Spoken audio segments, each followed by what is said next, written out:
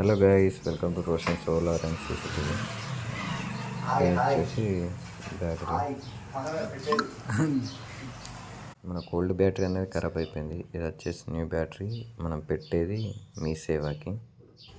So ఇది 150H extra charge model అన్నమాట. అంటే మన నార్మల్ ఛార్జ్ కన్నా ఛార్జింగ్ కెపాసిటీ అనేది ఎక్కువ ఉంటుంది. ఒకసారి మెయిన్స్ ఆఫ్ చేసి లైట్లు చాలి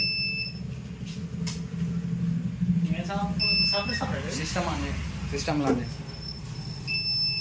అంటే మనకు అప్పుడు బ్యాకప్ రాలేదు కదా ఒక నిమిషం కూడా.